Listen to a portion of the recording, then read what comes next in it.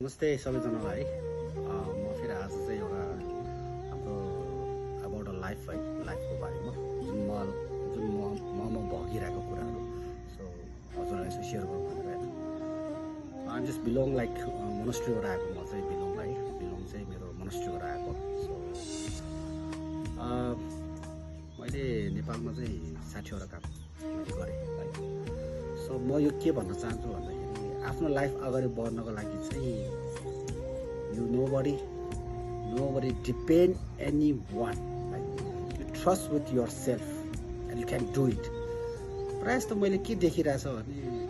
मान्छेले धेरै सोच्छ कि ओभर थिङ्किङ म पनि एउटा ओभर थिङ्किङ हो तर मैले चाहिँ धेरै कम गर्यो है